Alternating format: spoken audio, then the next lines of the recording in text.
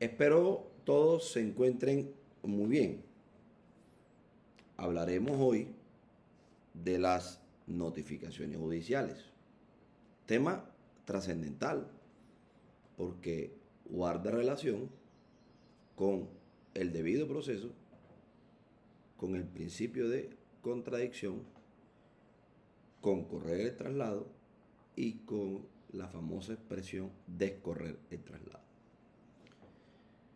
Teniendo en cuenta que juzgados, tribunales y altas cortes iniciaron labores el 13 de enero del 2026, amén de que, como habíamos dicho en estas temporadas, quedaron funcionando algunos juzgados, algunos fiscales, algunos inspectores, si la justicia no se paraliza del todo, pues lo que hay que empezar a hacer en esta primera semana es tener presente que ya los términos se reactivan.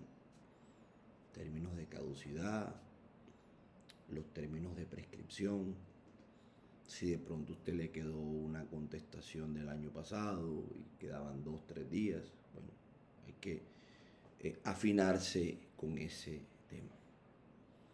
Para eso tenemos varias plataformas que tenemos, entre otras cosas, gracias al decreto 806 de 2020, que se convirtió en una norma permanente gracias a la 2213 del 2022. Y en materia contencioso, a la reforma Ley 2080 del 2021. Nuestro código contencioso es muy claro en decir que todo lo que no esté regulado en materia de notificaciones judiciales deberá ir o deberá ser regulado por el Código General del Proceso. Así lo establece expresamente el artículo 196 de nuestro Código de Procedimiento Administrativo y de lo Contencioso Administrativo. Y sobra decir que el tema de las notificaciones en general está del artículo 196 de nuestro código al artículo 206 de nuestro código, que nos habla del deber de colaborar con la administración de justicia. Cambios importantes. Bueno, conforme a todo ese conjunto de normas y este tránsito de la oralidad a la virtualidad, ¿cierto? Tenemos, ya lo he dicho en varias ocasiones, plataformas para consultar estados dependiendo de la jurisdicción en la que nos encontremos. Por ejemplo, tenemos a la plataforma SAMAI, que es la que nos permite consultar estados tratándose de procesos contenciosos administrativos. Tenemos la plataforma TIVA, que nos permite consultar estados, procesos, tratándose, por ejemplo, de procesos de la jurisdicción ordinaria en general, ¿no? Y por ahí tenemos una plataforma, la CIGIU, que apareció para lo laboral y resulta que ahora esa plataforma la estamos utilizando para radicar, que ya eso es otra cosa, demandas, ¿no? Así como hay una plataforma especial de tutela en línea para radicar acciones de tutela, ¿no? Bueno, como lo que se trata aquí es de hablar de esas notificaciones, por lo menos en lo contencioso administrativo. Tenemos que decir que cuando hablamos de providencias, hablamos de dos tipos de providencias.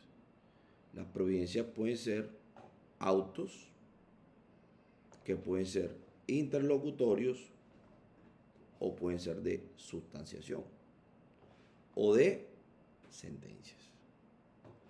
Los autos interlocutorios contienen decisiones de fondo y conforme al CEPACA son susceptibles de los recursos de reposición subsidiarios de apelación. Los autos de sustanciación no contienen decisiones de fondo, son autos más de trámite, como el auto que fija una audiencia, y no son susceptibles de recursos. Por otro lado, tenemos las sentencias que son susceptibles de recursos dependiendo de en qué estado estemos, ¿cierto? Bueno, ahora, ¿cuántas formas de notificación nos trae el CEPAC? La primera, la notificación personal. Esa notificación personal, para ser muy precisos, ¿cierto? La tenemos establecida en el artículo 298 del CEPAC. Ahora, ¿qué se notifica personalmente? Se notifica personalmente lo que la ley nos diga que se notifica personalmente. O sea, eso no está al criterio o al conocimiento o a la discrecionalidad del juez. Y para el caso de las entidades públicas, conforme al artículo 197 del CEPACA, esas notificaciones se entenderán surtidas en el buzón de notificaciones electrónicas que todas las entidades públicas deben tener para esos efectos. Entonces, la primera pregunta que haría quizás un estudiante de Derecho es: ¿cómo sabemos que se notifica personalmente? Pues te tienes que ir, por ejemplo, en principio al CEPACA, y ahí encontrarás ejemplos de temas que se notifican personalmente, como el auto admisorio de la demanda o el auto que libra mandamiento ejecutivo. Son ejemplos de autos que se notifican personalmente. Y los autos que no se notifican personalmente, ¿cómo se notifican? Pues se notifican en estados. Lo que pasa es que el estado era una hoja que se subía antes en los juzgados, y los estados pues realmente ahora son electrónicos, y esos son delicados. Porque resulta, doctores, que en virtud de un estado, artículo 201, a mí me pueden notificar, por ejemplo, una inadmisión de una demanda, un rechazo de una demanda, una admisión de una medida cautelar en materia contenciosa administrativa. Y si usted no verifica a tiempo las plataformas, pues seguramente esa decisión va a quedar ejecutoriada. Porque la regla general es que los autos que se notifican en estados y que son susceptibles de recursos tienen un término de 3 días contados a partir del día siguiente de la fijación. O sea, si el auto se fijó un miércoles, a partir del jueves empiezan a contar los 3 días. Para el tema de las notificaciones personales, me regreso un poco. Hay un término adicional. El término para correr el traslado dependerá de cada caso. Por ejemplo, por regla general, para los procesos declarativos, el término para contestar la demanda es de 32 días. Para los procesos ejecutivos, el término para contestar la demanda es de 10 días, ¿no? Pero la norma nos ha dicho que las decisiones que se notifican personalmente tienen un término adicional de más 2 días. O sea que a esos 10 días le vamos a sumar 2 días. Y a los 32 días les vamos a sumar 2 días. Pero ojo, solo para notificaciones personales. Por eso es que hay muchos abogados que prefieren no contabilizarlas, porque a veces no hay claridad de qué se notifica personalmente o qué no se notifica personalmente. Un tema puntual es que lo que te notifican en estado no es personal. Y si no es personal, obviamente no te van a contabilizar los 2 días. Tenemos otra forma de notificación que se hace conforme al artículo 202 en las famosas audiencias. Audiencias que, como ya sabemos, pueden ser presenciales o virtuales. Entonces, si se profiere un auto interlocutorio en esas audiencias, pues entonces ahí lo que ocurrirá es que usted tendrá, si así lo considera, que interponer los recursos y sustentar los recursos. ambos. Si presentas reposición, sustentas la reposición y te niegan la reposición, entonces tendrás que presentar la apelación y sustentar la apelación. Y la ley 2080, por regla general, nos estableció que ya el efecto del recurso de apelación no es el efecto suspensivo, sino el efecto devolutivo. Quiere decir que por regla general el proceso seguirá caminando, ¿no? El artículo 205 nos habla de las notificaciones por medios electrónicos. Y el artículo 203 nos habla de la notificación de las sentencias, ¿no? Se notificarán dentro de los 3 días siguientes a su fecha mediante un envío de texto a través de buzón electrónico para notificaciones judiciales. O sea que también se notifican personalmente, ¿sí? En este caso, el expediente se anexará a la constancia de recibir. Esto, digamos, para el caso de entidades públicas. Hablemos de términos.